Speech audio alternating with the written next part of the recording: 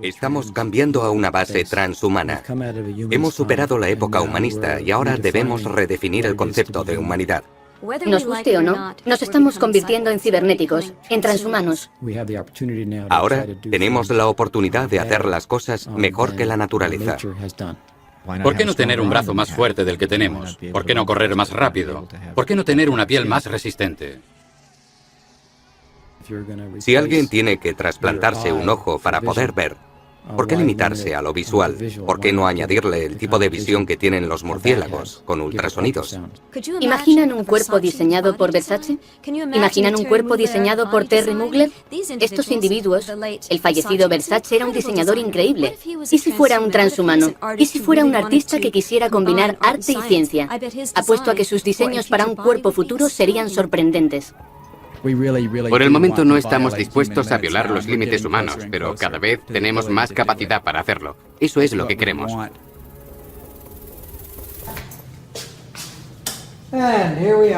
Aquí estamos, en el laboratorio de investigación del cerebro. Así era como almacenábamos los cerebros. El Dr. Robert White es neurocirujano del Hospital de Cleveland, Ohio. Aquí hay algunas fotografías. En 1963 hizo su primer experimento para mantener vivo un cerebro fuera del cuerpo. Esto es un cráneo humano y este es de gorila. Cuando extraemos un cerebro, lo aislamos y lo mantenemos con vida. Nunca muere. Esto es un cerebro humano. Está bien preservado. Así que no hay que preocuparse de que siga con vida. Hubo muchos intentos en todo el mundo, sobre todo en la Unión Soviética, de extraer el cerebro de un animal, de un perro, por ejemplo, y mantenerlo con vida mediante máquinas. Eso es algo que puede hacerse con el corazón, el riñón, el hígado, el pulmón y todos los demás órganos sólidos del cuerpo. Pero nadie ha sido capaz de lograrlo con el cerebro. Y en parte se debe a que el cerebro es muy delicado en lo que respecta a irrigación sanguínea. Así que al fin lo conseguimos y descubrimos que el cerebro de un animal desarrollado tenía ondas cerebrales y se producían en él procesos químicos que funcionaban a la perfección. Pero no podíamos comunicarnos con él. Le enviábamos impulsos eléctricos, podíamos demostrar que nos oía, pero no sabíamos si estaba procesando esa información. Pero lo más importante fue que nos dimos cuenta de que si podíamos hacerlo con el cerebro de un animal, podríamos hacerlo con un cerebro humano. Este brillante científico, Stephen Hawking, es astrofísico, está postrado en una silla de ruedas y habla, literalmente, a través de un ordenador. Y mucha gente lo ha descrito como un ordenador con cabeza. Se trata de un hombre que podría sobrevivir a su cuerpo enfermo mediante un trasplante completo. Para demostrar que el cerebro funcionaba normalmente en ese estado, el Dr. White tuvo que llevar a cabo un segundo experimento y consiguió trasplantar con éxito la cabeza de un mono en el cuerpo de otro. El animal sobrevivió 7 días antes de que el cuerpo rechazara la cabeza. Los monos con los que experimentamos eran tan monos como lo habían sido con sus cuerpos originales. Así que yo supondría, aunque iría más allá y lo aseguraría, que la personalidad del mono se conservó. ¿Se puede trasplantar la conciencia? Obviamente la personalidad puede ser trasplantada si es que los monos la tienen. Uno podría preguntarse, ¿dónde nos conduce eso respecto al espíritu y el alma humana? Y supongo que podría decirse que pueden ser trasplantados.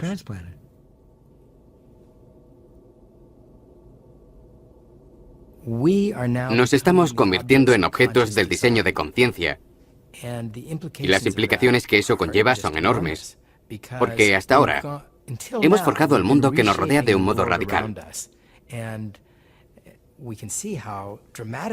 Hemos transformado el paisaje. Hemos construido una sociedad, cambiando todo aquello ajeno a nosotros. Pero siempre imaginamos que nosotros seguiríamos igual, que no nos veríamos atrapados en ese proceso. Y no es así. Vamos a rehacernos.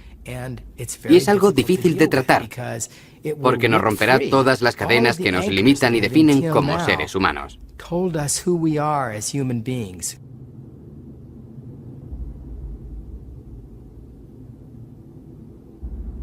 Estamos en el final de la definición de lo que es un ser humano normal. Todo ser vivo está definido por su código de ADN. El ADN es una larga cadena de parejas formadas por 4 moléculas diferentes llamadas A, T, C y G, que se encuentran en todas las células. En esencia, es un código de barras digital que nos define como seres humanos, igual que define al resto de formas de vida del planeta. Solo la variedad de combinaciones de estos 4 elementos nos diferencia a unos de otros. El proyecto Genoma Humano comenzó en 1990 como la empresa tecnológica más ambiciosa de la historia, con un presupuesto muy superior al de la carrera espacial a la Luna, y en el que participaron cientos de laboratorios en todo el mundo con un mismo objetivo. Básicamente, se trataba de determinar la secuencia completa del genoma humano, los 3.000 millones de letras que conforman nuestro código genético. Y ahora que lo conocemos, es verdaderamente increíble, parece un código digital. En su interior está la información sobre los genes necesarios para crear un hígado, un corazón o cualquier otra parte del cuerpo humano. Ahora empieza la parte divertida, porque tenemos que descodificarlo para identificar las letras que nos interesan. Pero prácticamente es un código digital. The secret of life itself, the DNA molecule. A genetic discovery that could give man the ability to create life to specifications. With it comes the power to change evolution itself. Never have we had such opportunity, or such awesome responsibility. Cambiar la estructura de ADN en un laboratorio es algo bastante sencillo y simple. Se puede estudiar un trozo de ADN para averiguar su función, se modifica la composición y se ve el efecto sobre la función. Se trata de un trabajo rutinario en un laboratorio de este tipo. Pasar del laboratorio a la persona, a la terapia, en teoría es igual de sencillo. En la práctica, se ha demostrado que puede resultar algo más difícil. El motivo es que no sabemos exactamente qué trozos de ADN utilizar. Aún no hemos tenido suficiente éxito a la hora de colocar un trozo de ADN determinado en las células correctas.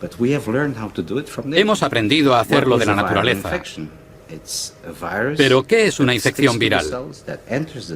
Se trata de un virus que se adhiere a las células, entra en ellas y utiliza sus componentes para multiplicarse.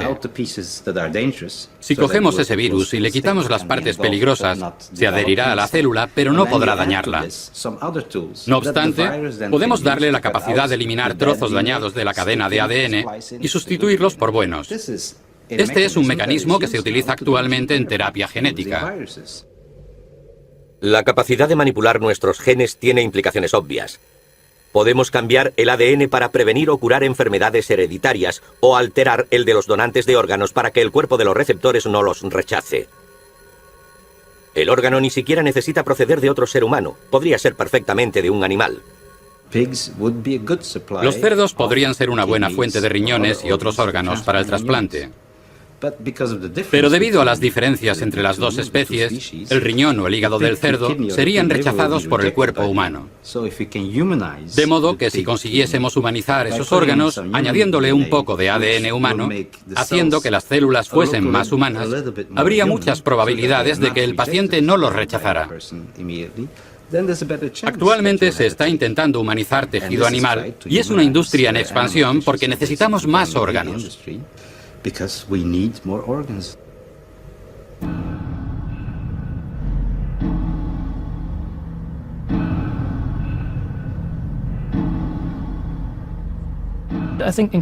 Cada vez somos más conscientes de que el cuerpo no es sagrado, que no fuimos creados siguiendo un plan divino. Fue un accidente aleatorio. Si cogemos dos pares de genes y los combinamos, siempre surge algo. A veces es algo maravilloso, un agujero en el corazón, una psicosis o cierta tendencia a experimentar ira, problemas de adicción, falta de concentración o cualquier otro tipo de defecto. Me parece absurdo calificar algo de normal o de sagrado. Se trata de pura suerte, no existe un plan prefijado que tengamos que seguir. La ingeniería genética me parece una de las cosas más éticas que podemos hacer. Una especie se define mediante el aislamiento de sus genes, el aislamiento reproductivo. Pero si empezamos a combinar genes de especies diferentes y a experimentar con la variedad genética disponible en el mundo animal, creamos nuevas alteraciones.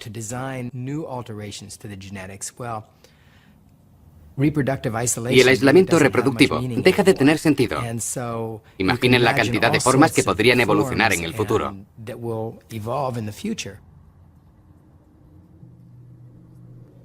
En el futuro, podremos esculpir nuestros cuerpos como esculturas vivientes. Serán hermosos diseños electrónicos que brillarán como prismas a la luz de la mañana. Podremos cambiar de forma y convertirnos en trozos de mármol o mutar en fluidos luminiscentes con forma de serpiente. Después de todo, el cuerpo no es más que una extensión de la moda. Podríamos reconfigurar el cuerpo humano para conseguir volar, a pesar de que somos demasiado pesados. Algunos animales vuelan, como los murciélagos, pero son más ligeros. Pero es una pregunta interesante porque plantea el problema de no utilizar la genética solo para curar a un hombre, sino para convertirlo en un superhombre, haciéndole avanzar. Nuestro futuro no es intentar frenar la ingeniería genética, sino utilizarla del modo en que mejor nos sirva. Si podemos, nuestros hijos serán más inteligentes y sanos, y vivirán más tiempo gracias a nuestras alteraciones genéticas. ¿Por qué no íbamos a hacerlo? Si un niño pudiera vivir 2 siglos y otro solo 80 años, porque sus padres no estaban de acuerdo con hacerle algunos cambios genéticos, no creo que estuviera muy contento con esa decisión. Lo mismo ocurriría si su coeficiente intelectual fuera normal y el del resto de su clase fuera mucho mayor gracias a la manipulación biológica o genética. Se sentiría furioso.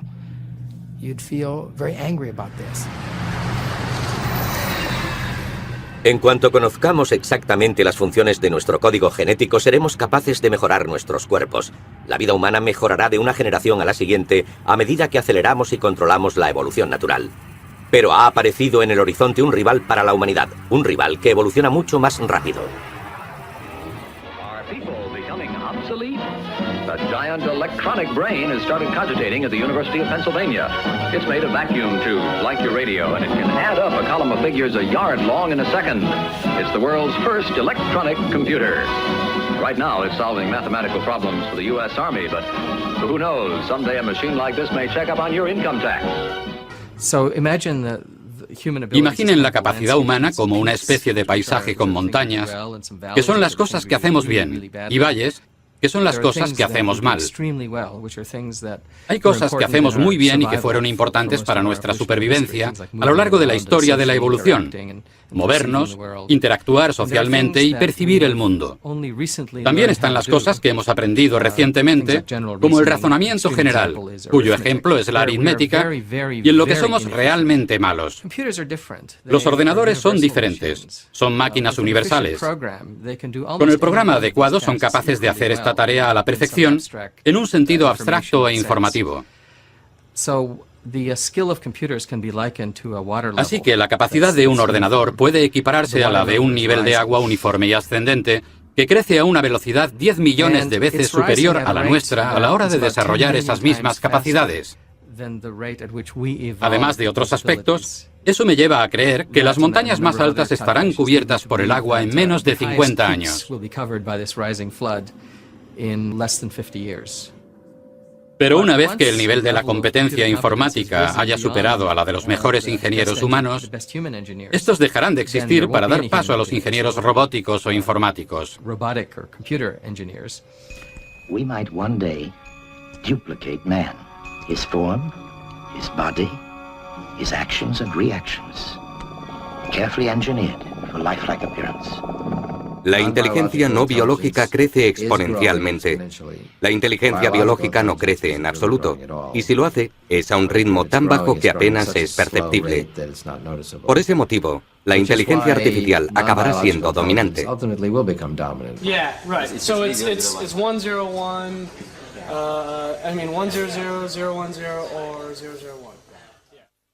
¿Se convertirán los ordenadores en seres conscientes? Hacen cálculos utilizando ceros y unos. Por eso mucha gente, entre ellos algunos científicos, cree que nunca serán nada más que sofisticadas máquinas de cálculo.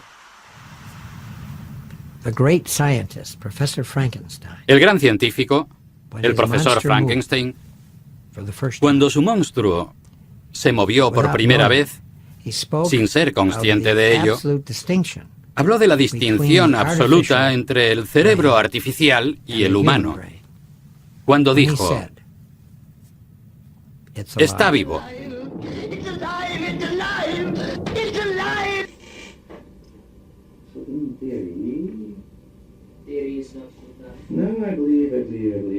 La diferencia entre la inteligencia artificial y la biológica puede resumirse en una palabra: vida. Al menos eso es lo que cree el Dr. White. De hecho, cuesta imaginar que un día las máquinas digitales creadas por nosotros tengan conciencia. Al final se confunde hasta que se cae de culo. Ahí está. Entonces, ¿por qué pensamos en nosotros como en mecanismos únicos y sagrados? Después de todo, también estamos definidos por un código digital, nuestro ADN. El enfoque actual para la inteligencia artificial no es programar seres conscientes, sino dejar que los robots aprendan por sí mismos, adquiriendo conocimientos paso a paso, igual que nosotros. No metemos ninguna programación a estas máquinas. Lo que hacemos es crear una topología neurológica similar al diseño de nuestro sistema nervioso, con el cerebro en la parte superior y los pequeños tentáculos que llegan hasta nuestros músculos. Y como no tiene más opción, cuando lo encendemos, aprenden a caminar. Se puede ver claramente. Cuando se levanta, se vuelve un poco loco. Y las patas parecen sufrir una especie de epilepsia hasta que aprende a seguir adelante. Vean. Acaba de aprender a andar. Se ha programado a sí mismo en un periodo de tiempo muy corto. La gente casi siempre asume que primero se crea el cerebro y de él surge el resto del cuerpo. Por el contrario, más de la mitad de las especies de este planeta no tienen cerebro para expresarse, pero logran sobrevivir y moverse en su entorno de manera eficaz. Así que hemos intentado evolucionar los robots desde lo básico, y en el proceso no hemos desarrollado cerebros, pero sí sistemas nerviosos muy efectivos.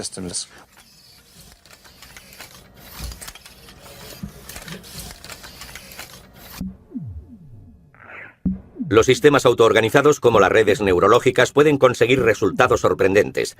Carl Sims creó un programa informático de pequeñas criaturas cúbicas capaces de evolucionar. Aquellas que se movían más rápido se ganaban el derecho a procrear, pero siempre se introducía un cambio aleatorio en su programa o sus genes para forzarlos a evolucionar. Sims observó a las extrañas criaturas que aparecían en su pantalla y les hizo competir por un cubo verde. Entonces sucedió algo extraordinario que no había sido programado. Una de las criaturas saltó sobre el cubo verde y atacó a su contrincante antes de ir a por el cubo. La evolución había producido una criatura más capaz de competir y por ello de sobrevivir. Era solo un programa informático, pero autoorganizado. Un día ordenadores muy potentes podrían sorprendernos. Primero se dijo que cuando un ordenador supiera jugar al ajedrez, pensaría como nosotros. Cuando se consiguió, argumentamos que aquello no era pensar, realmente. Pero la verdad es que no sabemos qué es exactamente el pensamiento. Yo diría que las máquinas están haciendo un buen trabajo pensando, pero no creando, aunque no sepamos exactamente en qué consiste la creación. Tampoco se les da muy bien tener alma. Pero es que nosotros tampoco sabemos qué es eso. Y si pudiéramos definirlo, seguro que se les daba muy bien.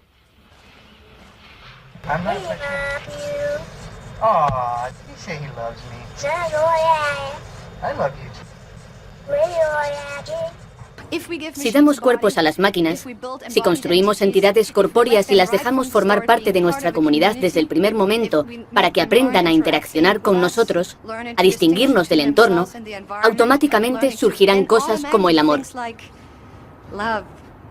Un bebé recién nacido carece por completo de esos valores. Los aprende interactuando con sus padres, su familia y su comunidad.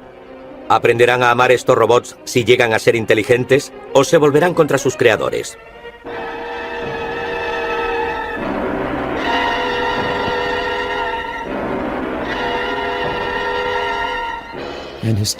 Históricamente los humanos nunca han llevado bien el hecho de cohabitar con otras especies similares a la nuestra. Una sobrevive, la otra desaparece. No se nos da bien la cooperación. Hace 500 años, cuando los humanos llegaron al Nuevo Mundo, la cosa no fue bien para los nativos.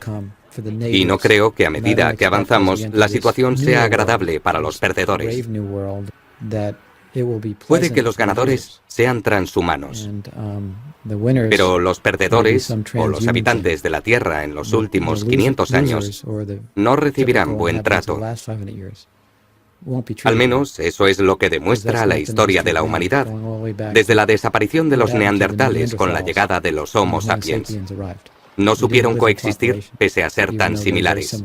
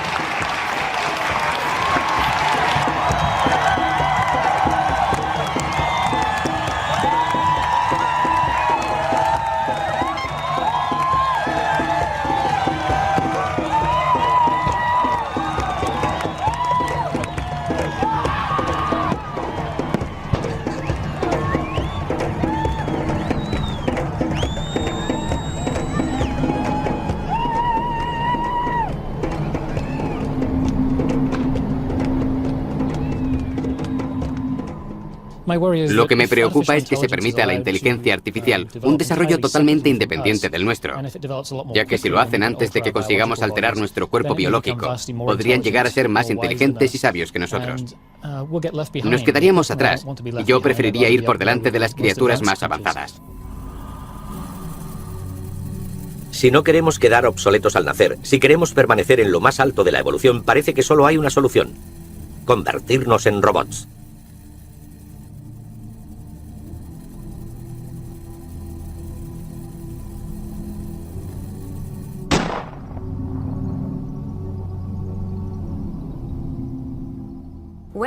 Nos guste o no, nos estamos convirtiendo en cibernéticos, en transhumanos. El transhumano es una evolución de humano a poshumano. Dejaremos de ser exclusivamente biológicos y tendremos muchos añadidos artificiales. ¿Caminamos desnudos? No. Llevamos ropa, llevamos gafas, llevamos tapones para los oídos. Se trata de añadidos muy básicos para nuestra biología, pero también tenemos prótesis y marcapasos. Poco a poco iremos viendo prótesis mucho más avanzadas hasta que, al final, tengamos cuerpos protésicos. El ser humano está muy bien diseñado, pero tiene algunos fallos, y uno de ellos es que no está diseñado para la era moderna. La era industrial se equipa más rápido que nosotros y de modo tan grande que podría aplastarnos.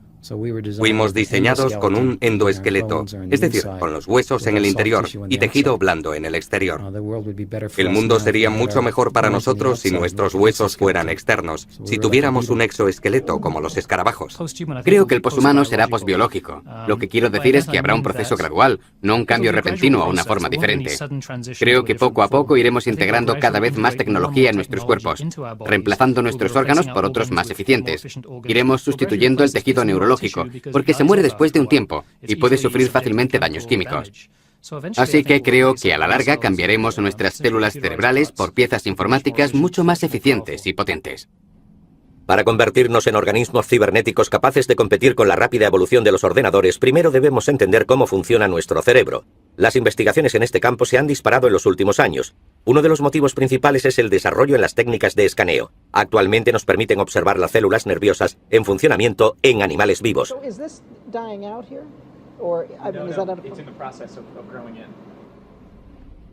La técnica está basada en las medusas fluorescentes. El Dr. Littman aisló el gen responsable de la fluorescencia. Lo implantó en ratones y continuó sus experimentos hasta que obtuvo un ratón solo con las células cerebrales fluorescentes. Han sido modificados genéticamente y sus características son ahora hereditarias. Tenemos una variedad de ratón amarillo, otra de ratón azul y otra en la que solo hemos marcado unas cuantas células. Estamos creando ratones con múltiples colores. Los llamamos ratones arcoíris. Mediante esta técnica se pueden observar las células nerviosas, establecer conexiones entre ellas y emitir señales. Es bastante sorprendente y precioso ver las células nerviosas. Se conocen desde hace mucho tiempo, pero nunca se había podido observar en animales vivos. Actualmente esta técnica se utiliza en muchos laboratorios que unen esfuerzos para comprender el funcionamiento del cerebro. Otros científicos utilizan un método totalmente diferente. Aíslan las células del cerebro y las cultivan en pequeñas placas sobre chips informáticos. El problema de esta técnica es que resulta extremadamente difícil colocar las células en el punto exacto de conexión. Un equipo de investigadores de IMEC ha resuelto el problema. Colocaron sobre el chip una plantilla de un producto que a las células les encanta comer. Mientras lo consumían se quedaban adheridas en el punto exacto, en tanto que la dirección de sus tentáculos queda delimitada por la plantilla. De este modo se puede controlar toda la red de células nerviosas. Algunos científicos ya han experimentado con esas placas. Sus chips son menos precisos, pero los resultados suelen ser asombrosos. Permitidme que desconecte las luces. El doctor de Mars, por ejemplo, intenta comunicarse con sus placas y enseñarles varias tareas. Cada una de estas placas contiene unas 20 neuronas que no paran de actuar mientras hablamos. Cada una de ellas forma una red independiente que actúa espontáneamente. Cogemos neuronas vivas de ratas para ver cómo forman una red neuronal. Debajo de la superficie tenemos una cuadrícula de electrodos para poder escuchar las conversaciones entre ellas. También podemos estimular la actividad de la red. Podemos enviar diferentes patrones de estimulación y ver cómo cambia la red como resultado de ello. Así es como lo hacemos. Enseña a las placas cerebrales a pilotar un avión. La red puede pilotar el avión de manera óptima. No comete demasiados errores y es capaz de estabilizar el aparato en diversas condiciones. Creo que hemos programado un viento cruzado de 50 nudos. Así es como se ve. Se ve fácilmente cuando uno de esos vientos alcanza al avión y empieza a oscilar. La placa más antigua que he tenido cumplió 2 años. Y murió únicamente porque la trasladamos del laboratorio de Caltech al de Georgia Tech. Si no, probablemente seguiría con vida. Cada placa tiene sus propias características y es fácil aprender a distinguirlas. Aún así, requieren bastante trabajo. Hay que alimentarlas una vez a la semana. Cada vez seremos más capaces de medir y entender cómo funcionan las células de nuestro cerebro. ¿Pero seremos capaces de descifrar nuestra conciencia? Los experimentos de la doctora Yan Dan han demostrado que es posible leer y entender el cerebro. No sabía que habíamos empezado de nuevo. Así que esto es una película digitalizada. Se la mostramos al animal y grabamos la actividad de sus neuronas visuales. Y estas señales eléctricas grabadas las enviamos por estos cables. Ha conseguido captar la visión del cerebro de un gato y reconstruir lo que ve en una pantalla de ordenador. Esto es una película digitalizada. Un fragmento de Indiana Jones. O eso creo. Aquí vemos las dos imágenes juntas. La de la izquierda es lo que se muestra al gato. La de la derecha es la que se obtiene de su cerebro. La imagen parpadea bastante. El ruido. Probablemente ese sea el ruido de las neuronas, porque a veces lanzan picos espontáneamente. Tenemos en cuenta ese ruido, pero puede que reflejen otra cosa, como sus pensamientos. Aún así, no podemos aislarlos y se reflejan en forma de información visual. Esta es la reconstrucción que obtenemos. Es la primera vez que se obtiene una imagen de un cerebro y eso demuestra que podemos leerlo y entender su gramática. La cara es reconocible, pero no puedo evitar pensar que tiene un aire felino.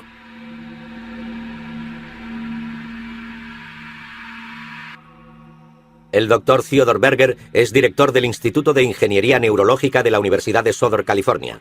Un equipo de científicos de élite de diferentes disciplinas, tales como neurología y programación informática, han colaborado para desarrollar un chip que pueda reemplazar partes del cerebro o a largo plazo añadir más potencia cerebral. Una de las primeras cosas que hacemos es estudiar esta parte del cerebro de forma experimental. Necesitamos saber exactamente cómo se comporta si queremos reproducir esa función en un chip informático y colocarlo en el cerebro.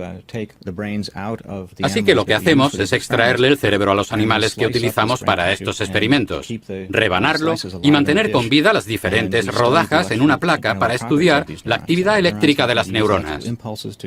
Utilizan impulsos eléctricos para comunicarse entre ellas, como los transistores en un circuito, y lo que hacemos es probar las células para averiguar cómo se comportan cuando les enviamos señales generadas mediante ordenador.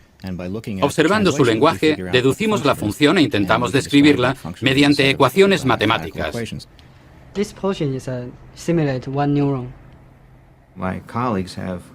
Mis colegas han tomado ese modelo matemático y han construido un circuito en un microchip muy pequeño, 1 milímetro por 1 milímetro, para que podamos extraer parte del hipocampo, que es como un circuito, y sustituirlo por el microchip.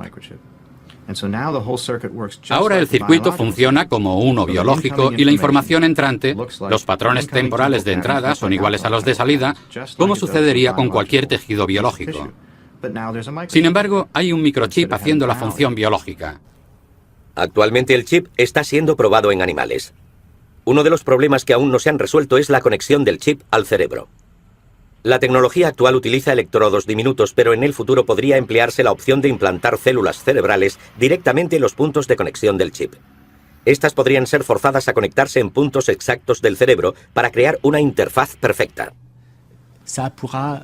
Esto podría permitirnos reparar cerebros dañados en accidentes o por enfermedad, pero también haría posible establecer una comunicación directa de un cerebro a otro, de modo que en vez de estar limitados como lo estamos los humanos con las palabras, la idea sería comunicar la experiencia global de cerebro a cerebro.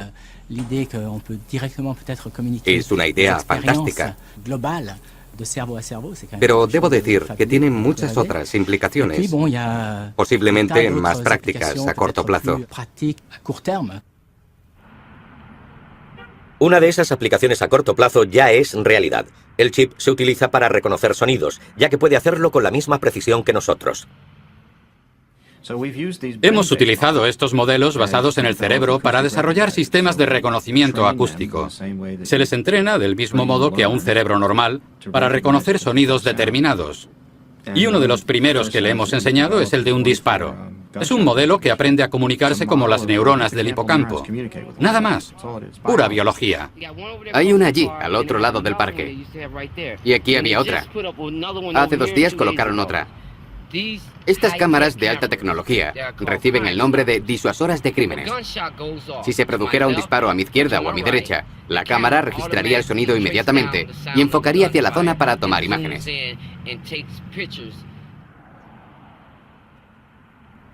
Actualmente no se puede comprar ningún sistema de reconocimiento de señales de voz o de cualquier otro sonido. No funcionan, pero así lo hace el cerebro. Y como nuestros modelos se basan en él, tenemos que trabajar en esa dirección. La cuestión es que no hay cámaras instaladas en los barrios de blancos. Pero nosotros tenemos 5 o 6. El barrio negro está siendo vigilado.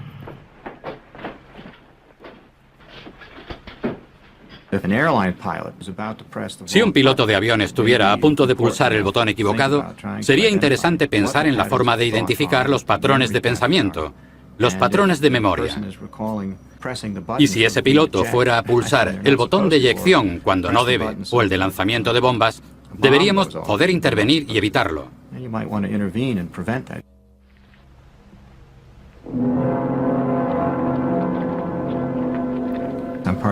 En la Agencia de Investigación de Proyectos Avanzados de Defensa, intentamos comprender exactamente eso.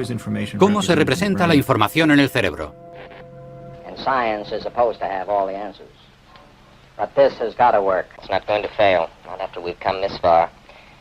We have here, for all practical purposes, a normal human being, except for his electronic sensory control system, of course.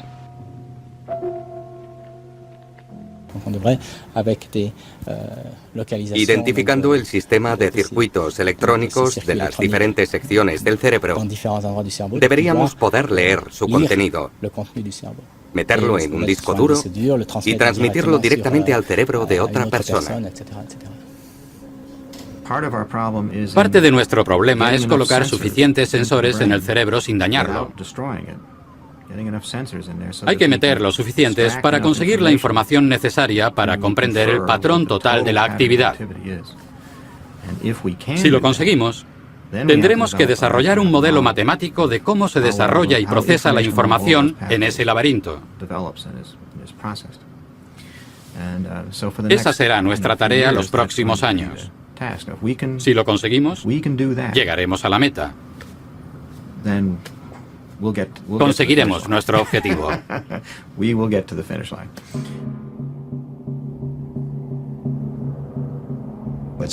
Sería demasiado conservador decir que para el 2025 seremos capaces de conocer todo lo que sucede en nuestro cerebro. Las conexiones neuronales, las claves sinápticas, los neurotransmisores y crear una enorme base de datos copiando cada célula al detalle para poder introducir esa información en un ordenador con capacidad suficiente y crear una copia del proceso de pensamiento que tiene lugar en nuestras mentes. En realidad se trata de una prueba de que somos capaces de desentrañar los secretos de la inteligencia que existe en el cerebro humano. Una vez que hemos escaneado esa información, también podemos comprender y ver cómo está organizado y mejorarlo o extenderlo. Podemos aumentar la memoria o hacer que funcione más rápido e incluso ampliar las capacidades perceptivas. Transferir la mente a un ordenador. Este parece ser el sueño de muchos científicos. Liberarnos de nuestros cuerpos que se están quedando obsoletos en este mundo tecnológico para pasar a ser espíritus libres en un ciberespacio.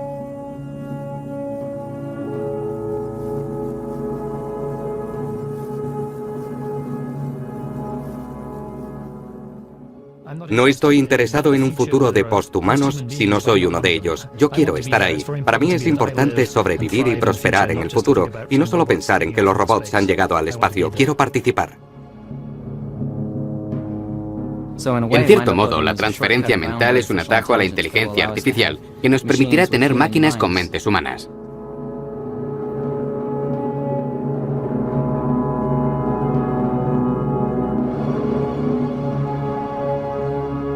Espero que quepamos en un CD-ROM de 600 megabytes. Apuesto a que es toda la capacidad necesaria para copiar a una persona.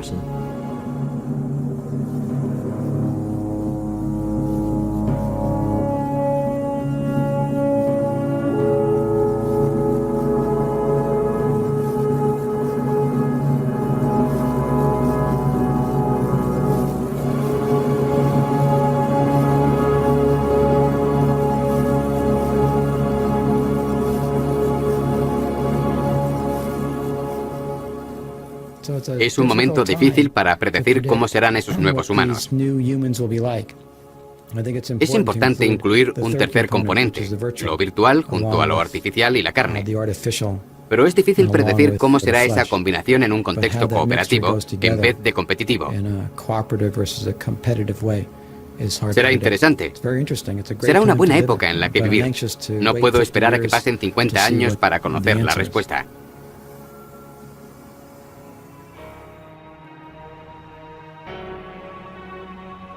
La realidad y la realidad virtual están empezando a fusionarse. Para entender cómo va a suceder, tenemos que fijarnos en otro tipo de tecnología destinada a eclipsar a cualquier otra: la nanotecnología. Conseguir el control de la materia átomo a átomo. So what we're going to do is move this atom from this location here to a location right over here. We'll move it just along this path here. Now you gotta get excited about that. You just gotta get excited about that. Ahora los científicos son capaces de coger un átomo y moverlo de un lado a otro. Es un pequeño paso para un átomo, pero un salto gigantesco para la humanidad. Si empezamos a construir desde los átomos, podremos crear prácticamente cualquier cosa.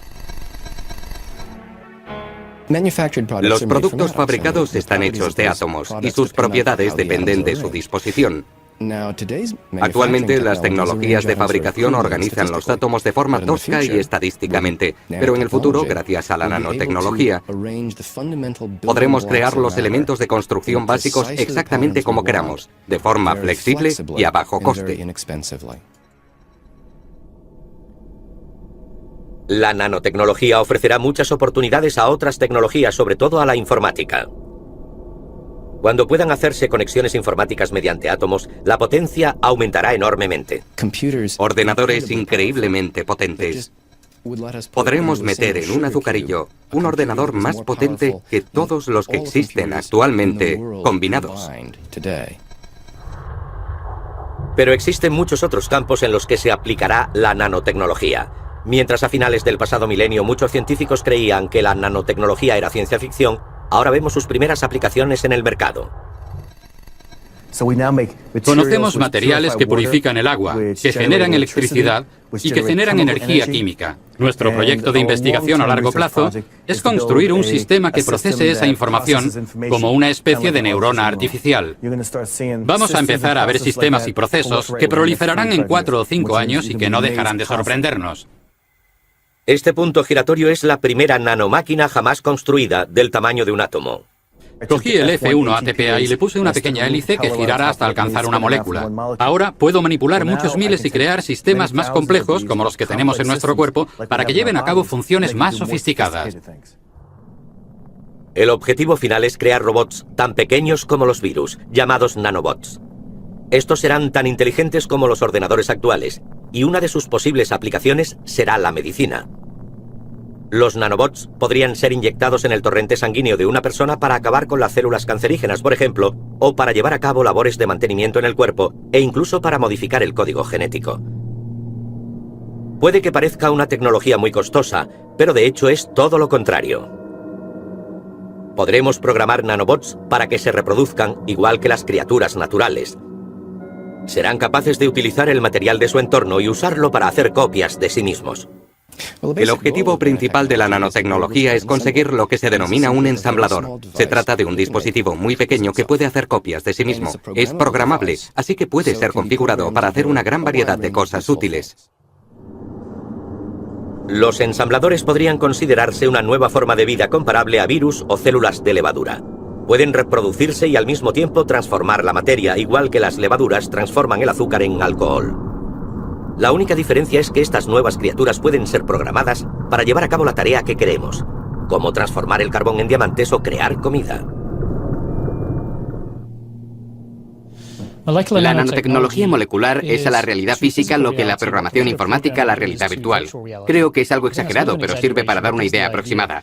Mientras que los programadores informáticos pueden crear programas que hagan lo que ellos quieran, la nanotecnología molecular nos permitirá cambiar la materia a su nivel más básico. Nos permitirá construir cualquier tipo de estructura siguiendo unas especificaciones mediante la manipulación de átomos.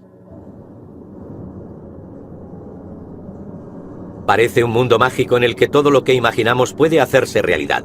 Pero el papel del hada madrina será interpretado por unos robots tan minúsculos que no podremos verlos. Y en vez de decir las palabras mágicas, los programaremos para que nos concedan nuestros deseos.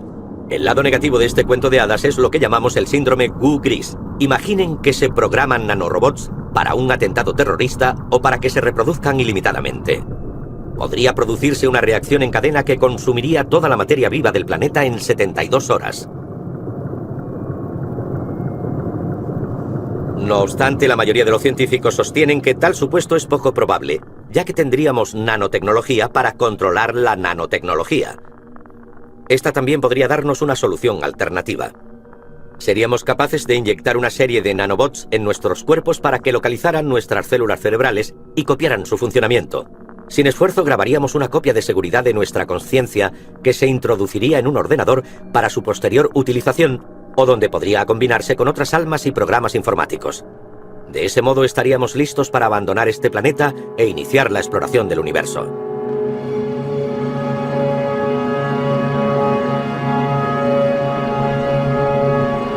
¿Cuál es nuestro lugar en este mundo mágico donde todo puede ser transformado? ¿Cómo sobrellevará a la gente ese futuro?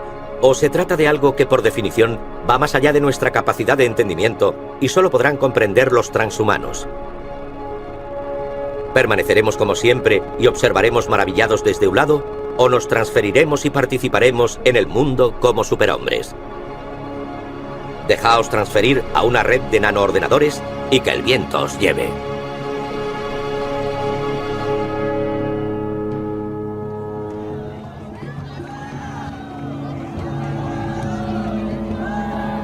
Es importante admitir que la epopeya posthumana se acerca. En serio. Es lo que queremos. Y se puede ver escrito en las páginas de las revistas. Las palabras del profeta están escritas en las paredes del metro. Por el momento no estamos dispuestos a violar los límites humanos, pero cada vez tenemos más capacidad para hacerlo. Pero también es importante destacar que este no es el final de la historia, que no soluciona todos nuestros problemas y que crea otros nuevos que se intensificarán. Habrá más de un tipo de posthumanidad.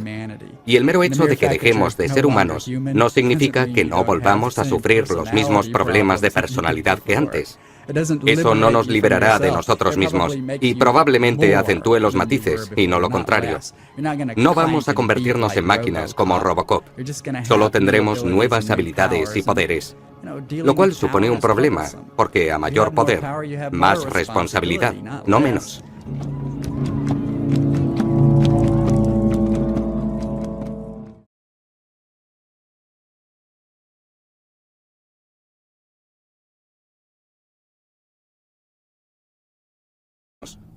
Fuimos diseñados con un endoesqueleto, es decir, con los huesos en el interior y tejido blando en el exterior. El mundo sería mucho mejor para nosotros si nuestros huesos fueran externos, si tuviéramos un exoesqueleto como los escarabajos. Creo que el poshumano será posbiológico. Lo que quiero decir es que habrá un proceso gradual, no un cambio repentino a una forma diferente. Creo que poco a poco iremos integrando cada vez más tecnología en nuestros cuerpos, reemplazando nuestros órganos por otros más eficientes. Iremos sustituyendo el tejido neurológico, porque se muere después de un tiempo y puede sufrir fácilmente daños químicos. Así que creo que a la larga cambiaremos nuestras células cerebrales por piezas informáticas mucho más eficientes y potentes.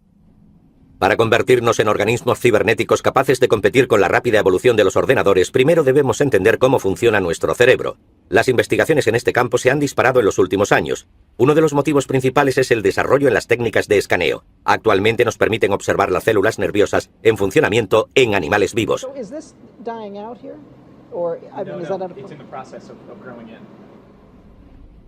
La técnica está basada en las medusas fluorescentes.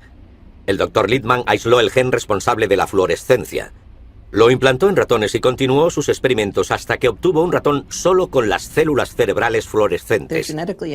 Han sido modificados genéticamente y sus características son ahora hereditarias. Tenemos una variedad de ratón amarillo, otra de ratón azul y otra en la que solo hemos marcado unas cuantas células. Estamos creando ratones con múltiples colores. Los llamamos ratones arcoíris. Mediante esta técnica se pueden observar las células nerviosas, establecer conexiones entre ellas y emitir señales. Es bastante sorprendente y precioso ver las células nerviosas. Se conocen desde hace mucho tiempo, pero nunca se había podido observar en animales vivos. Actualmente esta técnica se utiliza en muchos laboratorios que unen esfuerzos para comprender el funcionamiento del cerebro. Otros científicos utilizan un método totalmente diferente. Aíslan las células del cerebro y las cultivan en pequeñas placas sobre chips informáticos. El problema de esta técnica es que resulta extremadamente difícil colocar las células en el punto exacto de conexión. Un equipo de investigadores de IMEC ha resuelto el problema. Colocaron sobre el chip una plantilla de un producto que a las células les encanta comer. Mientras lo consumían se quedaban adheridas en el punto exacto, en tanto que la dirección de sus tentáculos queda delimitada por la plantilla. De este modo se puede controlar toda la red de células nerviosas. Algunos científicos ya han experimentado con esas placas. Sus chips son menos precisos, pero los resultados suelen ser asombrosos. Permitidme que desconecte las luces. El doctor de Mars, por Hay cosas que hacemos muy bien y que fueron importantes para nuestra supervivencia a lo largo de la historia de la evolución. Movernos, interactuar socialmente y percibir el mundo. También están las cosas que hemos aprendido recientemente, como el razonamiento general, cuyo ejemplo es la aritmética, y en lo que somos realmente malos. Los ordenadores son diferentes, son máquinas universales. Con el programa adecuado son capaces de hacer esta tarea a la perfección en un sentido abstracto e informativo. Así que la capacidad de un ordenador puede equipararse a la de un nivel de agua uniforme y ascendente que crece a una velocidad 10 millones de veces superior a la nuestra a la hora de desarrollar esas mismas capacidades. Además de otros aspectos, eso me lleva a creer que las montañas más altas estarán cubiertas por el agua en menos de 50 años. Pero una vez que el nivel de la competencia informática haya superado a la de los mejores ingenieros humanos, estos dejarán de existir para dar paso a los ingenieros robóticos o informáticos.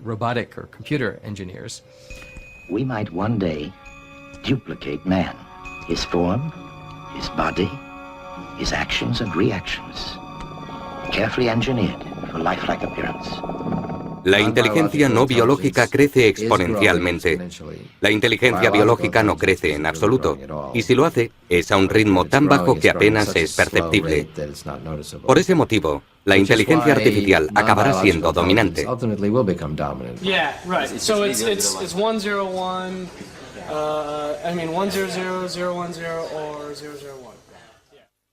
¿Se convertirán los ordenadores en seres conscientes? Hacen cálculos utilizando ceros y unos. Por eso mucha gente, entre ellos algunos científicos, cree que nunca serán nada más que sofisticadas máquinas de cálculo.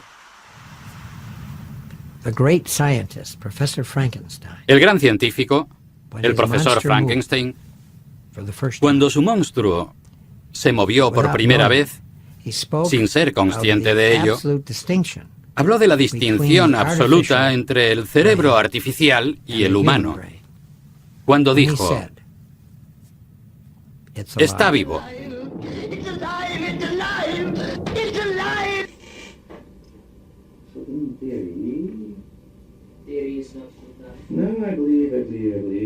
La diferencia entre la inteligencia artificial y la biológica puede resumirse en una palabra: vida. Al menos eso es lo que cree el Dr. White. De hecho, cuesta imaginar que un día las máquinas digitales creadas por nosotros tengan conciencia. Al final se confunde hasta que se cae de culo. Ahí está. Entonces, ¿por qué pensamos en nosotros como en mecanismos únicos y sagrados? Una especie se define mediante el aislamiento de sus genes, el aislamiento reproductivo. Pero si empezamos a combinar genes de especies diferentes y a experimentar con la variedad genética disponible en el mundo animal, creamos nuevas alteraciones. Y el aislamiento reproductivo deja de tener sentido. Imaginen la cantidad de formas que podrían evolucionar en el futuro.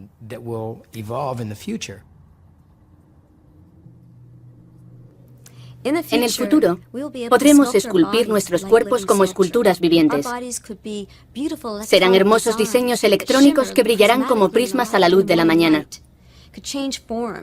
Podremos cambiar de forma y convertirnos en trozos de mármol o mutar en fluidos luminiscentes con forma de serpiente. Después de todo, el cuerpo no es más que una extensión de la moda. Podríamos reconfigurar el cuerpo humano para conseguir volar, a pesar de que somos demasiado pesados. Algunos animales vuelan, como los murciélagos, pero son más ligeros. Pero es una pregunta interesante porque plantea el problema de no utilizar la genética solo para curar a un hombre, sino para convertirlo en un superhombre, haciéndole avanzar. Nuestro futuro no es intentar frenar la ingeniería genética, sino utilizarla del modo en que mejor nos sirva. Si podemos, nuestros hijos serán más inteligentes y sanos, y vivirán más tiempo gracias a nuestras alteraciones genéticas. ¿Por qué no íbamos a hacerlo? Si un niño pudiera vivir 2 siglos, y otro solo 80 años, porque sus padres no estaban de acuerdo con hacerle algunos cambios genéticos, No creo que estuviera muy contento con esa decisión. Lo mismo ocurriría si su coeficiente intelectual fuera normal y el del resto de su clase fuera mucho mayor gracias a la manipulación biológica o genética. Se sentiría furioso.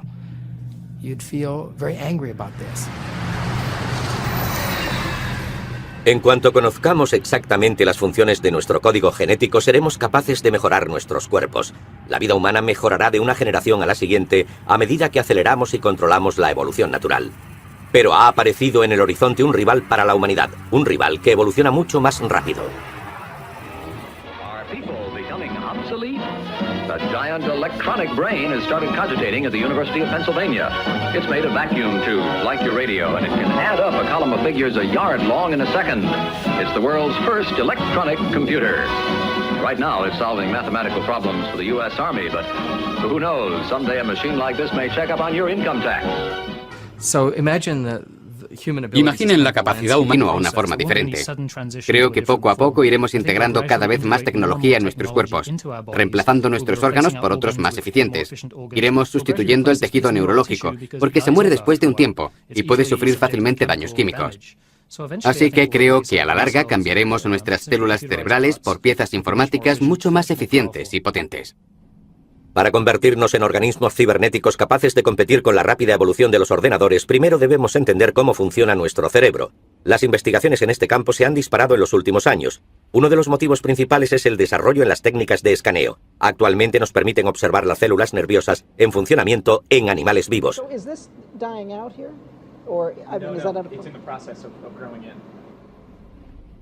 La técnica está basada en las medusas fluorescentes. El Dr. Littman aisló el gen responsable de la fluorescencia. Lo implantó en ratones y continuó sus experimentos hasta que obtuvo un ratón solo con las células cerebrales fluorescentes. Han sido modificados genéticamente y sus características son ahora hereditarias. Tenemos una variedad de ratón amarillo, otra de ratón azul y otra en la que solo hemos marcado unas cuantas células. Estamos creando ratones con múltiples colores. Los llamamos ratones arcoíris. Mediante esta técnica se pueden observar las células nerviosas, establecer conexiones entre ellas y emitir señales.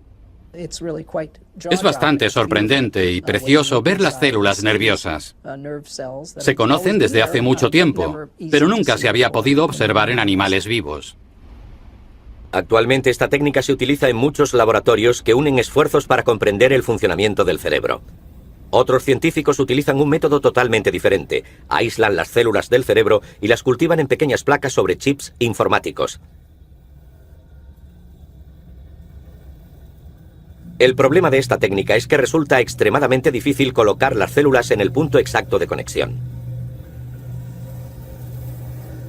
Un equipo de investigadores de IMEC ha resuelto el problema.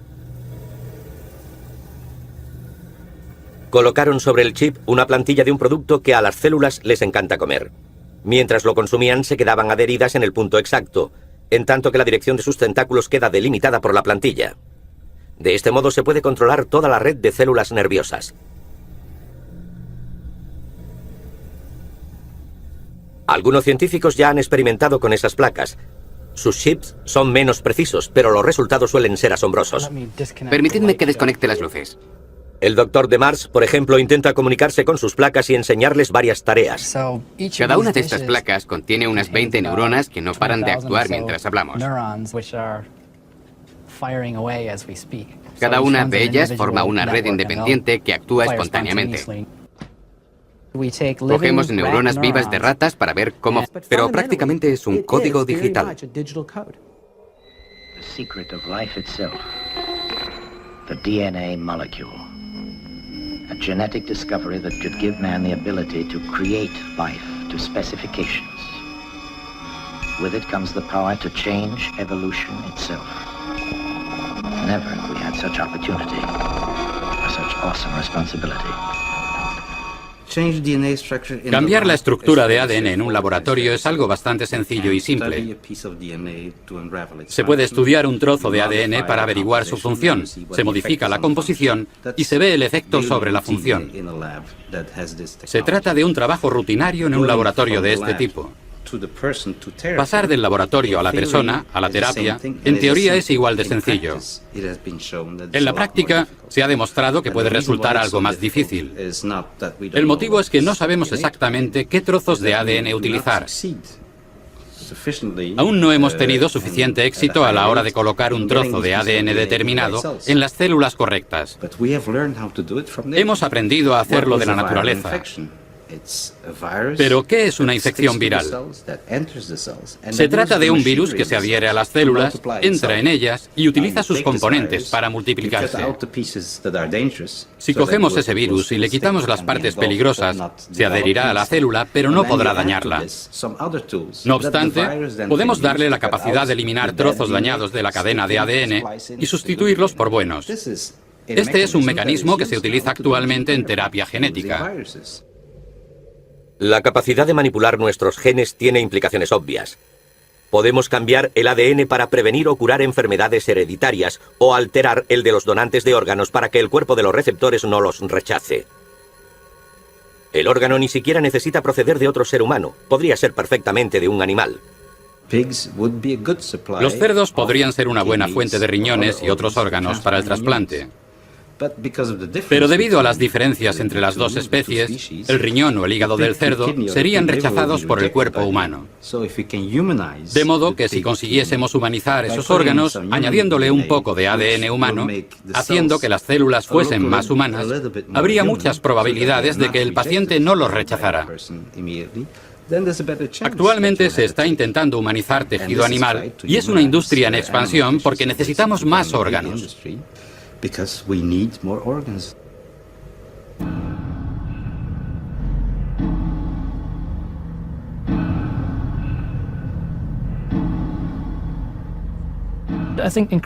Cada vez somos más conscientes de que el cuerpo no es sagrado, que no fuimos creados siguiendo un plan divino. Fue un accidente aleatorio. Si cogemos... Imaginen la capacidad humana como una especie de paisaje con montañas, que son las cosas que hacemos bien, y valles, que son las cosas que hacemos mal. Hay cosas que hacemos muy bien y que fueron importantes para nuestra supervivencia a lo largo de la historia de la evolución. Movernos, interactuar socialmente y percibir el mundo. También están las cosas que hemos aprendido recientemente, como el razonamiento general, cuyo ejemplo es la aritmética, y en lo que somos realmente malos. Los ordenadores son diferentes, son máquinas universales. Con el programa adecuado son capaces de hacer esta tarea a la perfección en un sentido abstracto e informativo. Así que la capacidad de un ordenador puede equipararse a la de un nivel de agua uniforme y ascendente que crece a una velocidad 10 millones de veces superior a la nuestra a la hora de desarrollar esas mismas capacidades. Además de otros aspectos, eso me lleva a creer que las montañas más altas estarán cubiertas por el agua en menos de 50 años. Pero una vez que el nivel de la competencia informática haya superado a la de los mejores ingenieros humanos, estos dejarán de existir para dar paso a los ingenieros robóticos o informáticos. We might one day duplicate man, his form, his body, his actions and reactions, carefully engineered for lifelike appearance. La inteligencia no biológica crece exponencialmente. La inteligencia biológica no crece en absoluto, y si lo hace, es a un ritmo tan bajo que apenas es perceptible. Por ese motivo, la inteligencia artificial acabará siendo dominante. Yeah, right. So it's 101, 100, 010 or 001. ¿Se convertirán los ordenadores en seres conscientes? Hacen cálculos utilizando ceros y unos. Por eso mucha gente, entre ellos algunos científicos, cree que nunca serán nada más que sofisticadas máquinas de cálculo. El gran científico, el profesor Frankenstein, cuando su monstruo se movió por primera vez, sin ser consciente de ello, habló de la distinción absoluta entre el cerebro artificial y el humano. Cuando dijo, está vivo.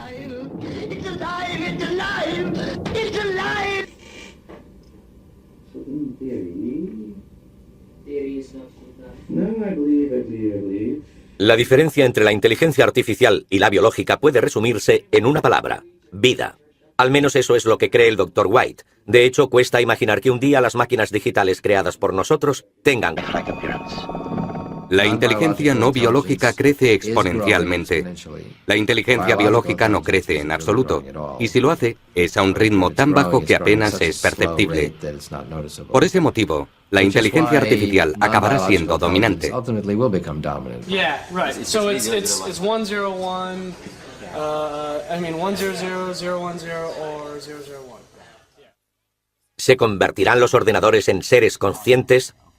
Hacen cálculos utilizando ceros y unos. Por eso mucha gente, entre ellos algunos científicos, cree que nunca serán nada más que sofisticadas máquinas de cálculo. El gran científico, el profesor Frankenstein, cuando su monstruo se movió por primera vez, sin ser consciente de ello, habló de la distinción absoluta entre el cerebro artificial y el humano, cuando dijo: está vivo.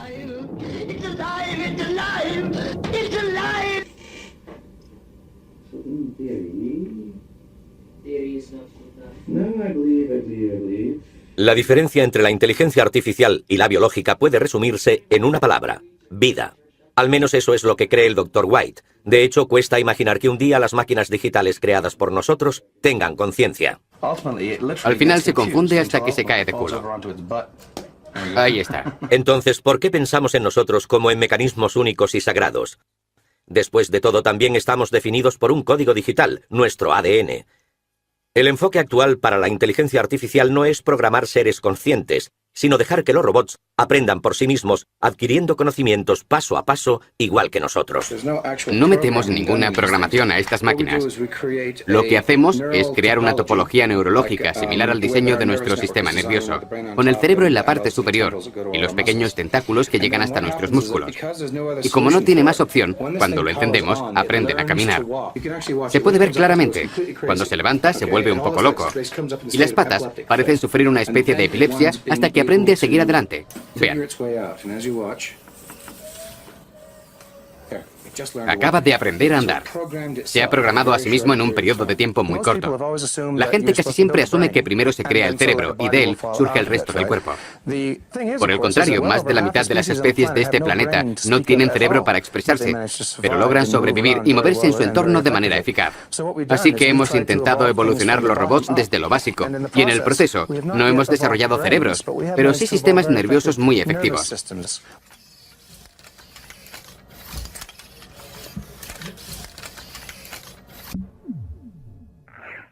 Los sistemas autoorganizados como las redes neurológicas pueden conseguir resultados. Solo hay una solución: convertirnos en robots.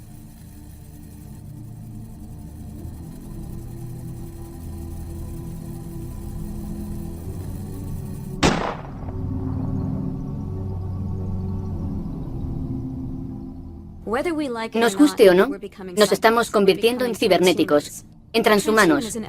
El transhumano es una evolución de humano a poshumano. Dejaremos de ser exclusivamente biológicos y tendremos muchos añadidos artificiales.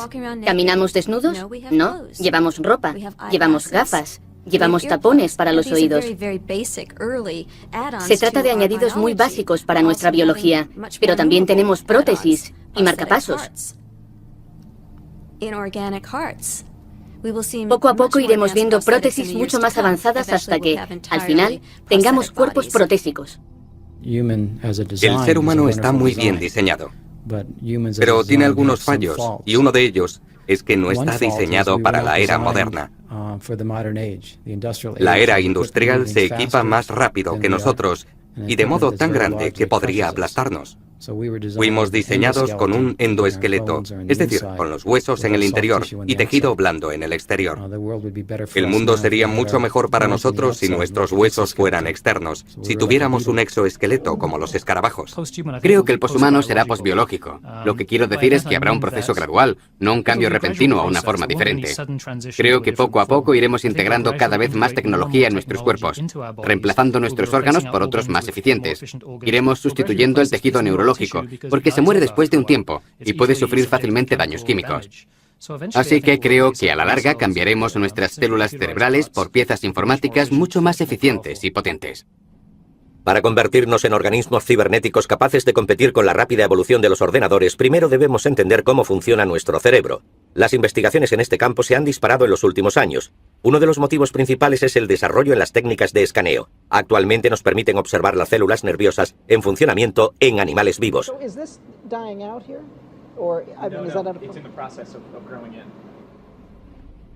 La técnica está basada en las medusas fluorescentes. El Dr. Littman aisló el gen responsable de la fluorescencia. Lo implantó en ratones y continuó sus experimentos hasta que obtuvo un ratón solo con las células cerebrales fluorescentes. Han sido modificados genéticamente y sus características son ahora hereditarias. Tenemos una variedad de ratón amarillo, otra de ratón azul y otra en la que solo hemos marcado unas cuantas células. Estamos creando ratones con múltiples colores. Los llamamos ratones arcoíris. Mediante esta técnica se pueden observar las células nerviosas, establecer conexiones entre ellas y emitir señales. Es bastante sorprendente y precioso ver las células nerviosas entre ellas, como los transistores en un circuito, y lo que hacemos es probar las células para averiguar cómo se comportan cuando les enviamos señales generadas mediante ordenador. Observando su lenguaje, deducimos la función e intentamos describirla mediante ecuaciones matemáticas. This potion is similar to one neuron. Mis colegas han tomado ese modelo matemático y han construido un circuito en un microchip muy pequeño, 1 milímetro por 1 milímetro, para que podamos extraer parte del hipocampo, que es como un circuito, y sustituirlo por el microchip. Ahora el circuito funciona como uno biológico y la información entrante, los patrones temporales de entrada son iguales a los de salida, como sucedería con cualquier tejido biológico. Sin embargo, hay un microchip haciendo la función biológica. Actualmente el chip está siendo probado en animales. Uno de los problemas que aún no se han resuelto es la conexión del chip al cerebro. La tecnología actual utiliza electrodos diminutos, pero en el futuro podría emplearse la opción de implantar células cerebrales directamente en los puntos de conexión del chip. Estas podrían ser forzadas a conectarse en puntos exactos del cerebro para crear una interfaz perfecta.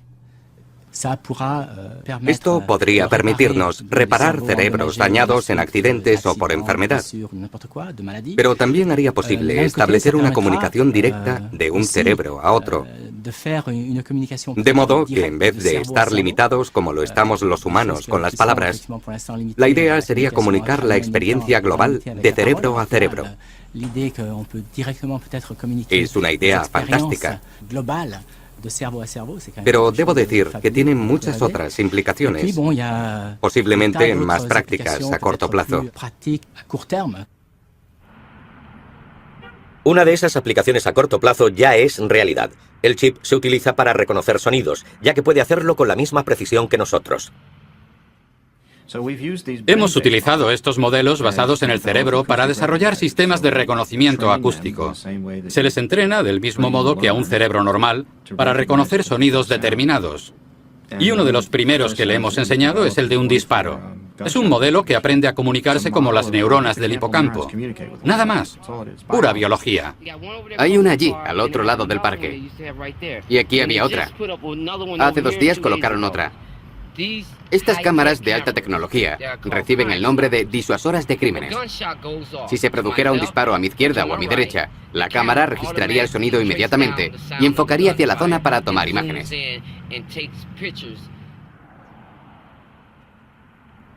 Actualmente, no se puede comprar ningún sistema de reconocimiento de señales de voz o de cualquier otro sonido.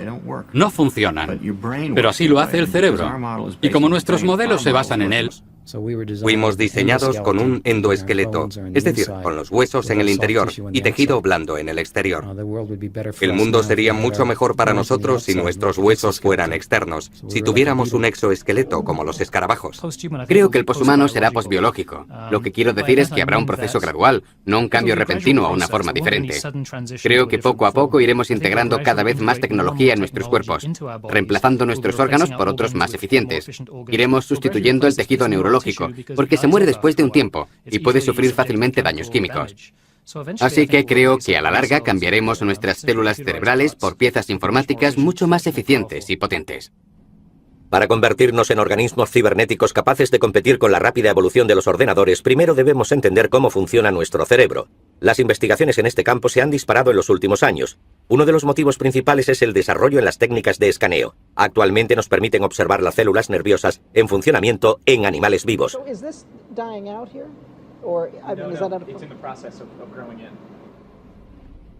La técnica está basada en las medusas fluorescentes. El Dr. Littman aisló el gen responsable de la fluorescencia. Lo implantó en ratones y continuó sus experimentos hasta que obtuvo un ratón solo con las células cerebrales fluorescentes.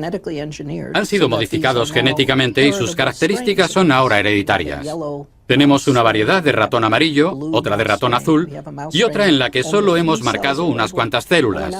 Estamos creando ratones con múltiples colores. Los llamamos ratones arcoíris. Mediante esta técnica se pueden observar las células nerviosas, establecer conexiones entre ellas y emitir señales.